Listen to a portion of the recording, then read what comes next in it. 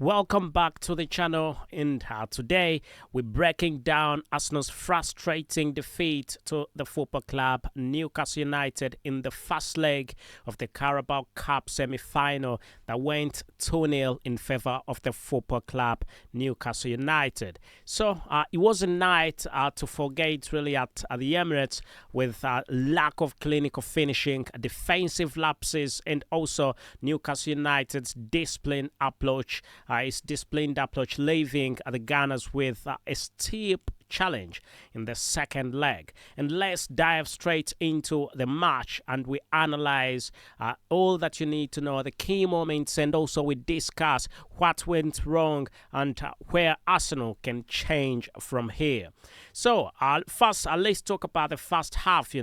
Let's analyze the first half, what went wrong in there. We know that the game started with promise, as Arsenal controlled ball possession and tried to push Newcastle United back. But early on, we saw Martinelli, who came close to breaking the deadlock, striking a post after a clever 1-2 with Leandro Trossard, and we saw Lewis Kelly, despite his age, he showed maturity in the midfield, threading passes, and also he hinted at breaking Newcastle's stubborn defense line. So the defensive line at Newcastle was quite solid, However, the opening goal highlighted Arsenal's defensive vulnerability. We definitely could see that. So Dubravk's long ball was flicked by Botman, and Alexander Isak found himself with too much space in the box, a lot of space in the box, not marked quite well, and his clinical left-footed strike hit the underside of the bar, and actually went in, and leaving David Raya with absolutely no chance. I cannot blame David Raya on that. No, it is the defense that has been very miserable. And from there, we know that Arsenal responded quite well, but it couldn't find the cutting edge. William Saliba had a close range. He had a close range header. It went over, but even then, nothing really capitalized. And Urian Timber missed a golden opportunity, a golden chance from a corner, and Dubravak denied Gabriel with a smart save. So despite creating decent opportunities and chances, the Gunners went into halftime trailing by a goal. And looking at the second half, what exactly happened in the second half? Let's talk about the second half, In the second half, it all started disastrously for the football club Arsenal. Newcastle United's second goal came within a few minutes of restart, and Alexander Isak and Murphy combined beautifully on the right, and while David Raya made a smart save to deny Isak's initial shot, Anton Gordon reacted quickly, quite quickly to rebound, tapping home, And I must say, once again, a lapse in the defensive awareness proved costly, and with Urian Timber failing to track Anton Gordon's movement, that was very, very bad. And after falling 2 goals behind, Arsenal ramped up the pressure, but it couldn't capitalize, it couldn't. And Kai Havertz had an unbelievable chance to pull one back at least when Leandro Trossard's deflected cross fell perfectly for him. But instead of heading it into the net, the ball struck his shoulder and went wide.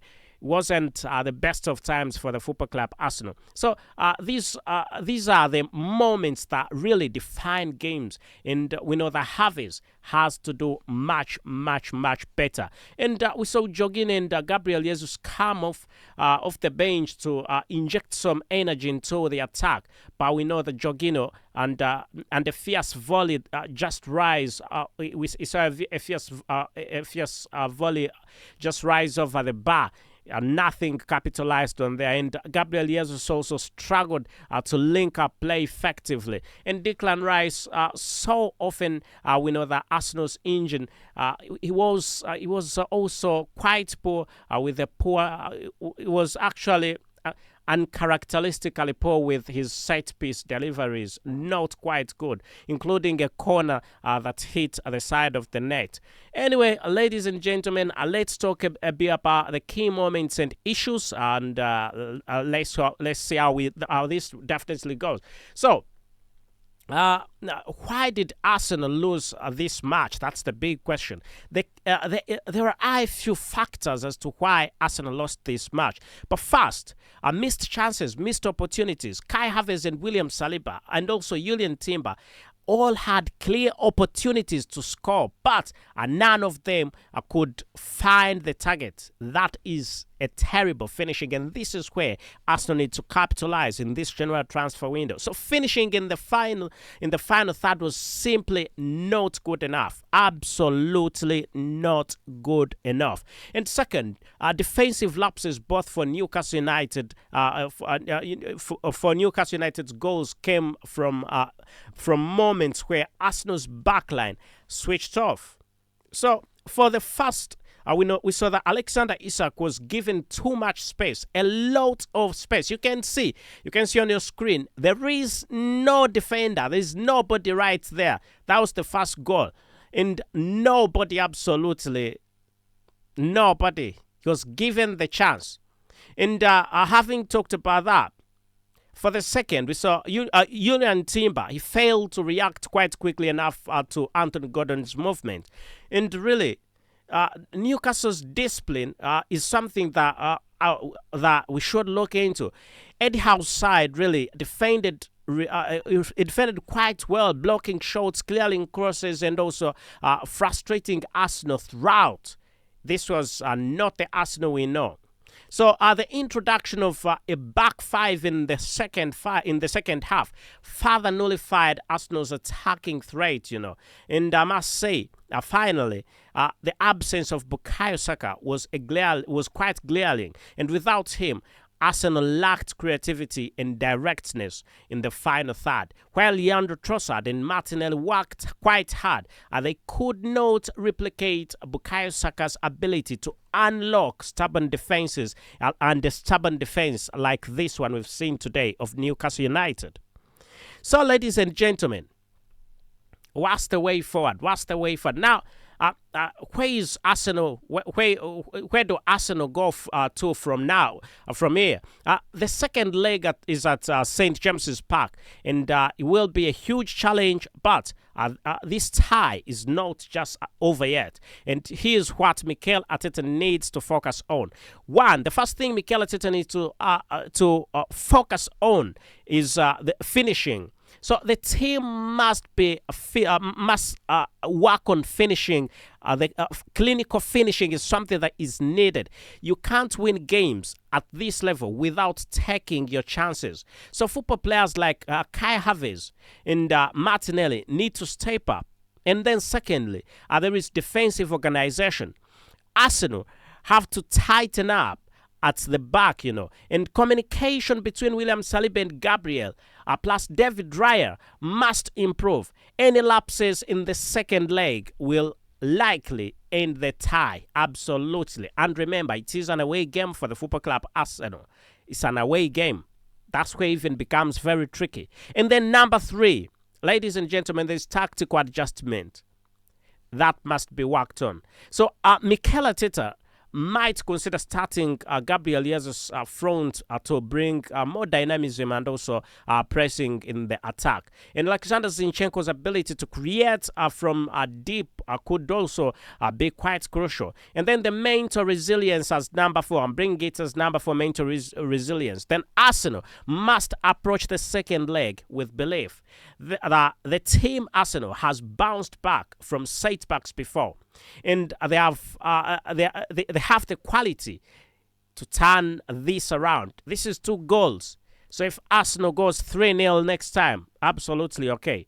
Anyway, ladies and gentlemen, I can give my closing thoughts, and to wrap this up, to wrap everything up, this was quite frustrating. It was a frustrating night for Arsenal fans, I know, and the team had their chances, but did not take them, and also we saw Newcastle not capitalizing on the defensive mistakes. However, this tie is far from over, and the second leg is an opportunity for redemption, with Bukayo Saka's potentially returning. There is a potential return, possibly, from what we've had. There is a chance, though sources say that it's months away. Other sources saying there is a chance. So if he comes back, possibly that would be good. Arteta's dressing room will be quite good, and the address Arteta will have to address the issues that possibly I've mentioned. You will have to address some of these issues, because it's definitely critical. It's a critical situation. There is still hope for Arsenal to make it to the final, but Arsenal will require top level performance in a hostile environment at St. James's Park. So, ladies and gentlemen, what do you think? Arsenal fans, can Arsenal turn it around in the second leg? Drop your thoughts in the comment section below, and do not forget to like and also subscribe for more analysis. It's been a 0 for Arsenal, 0 goals for Arsenal, and then we saw 2 goals for the football club Newcastle United. 23 shots on target and 7 shots on target for Newcastle United. Arsenal tried shots on target. It was 4 for Newcastle and 3 for Arsenal. Arsenal tried, but you can see 23 shots. You've got 3 shots on target, and then Newcastle United has 7 shots and it's got 4 shots on target. This is what I mean. Arsenal need a clinical finisher. Otherwise, thank you, and I'll see you straight in the next video. Thank you and goodbye for now.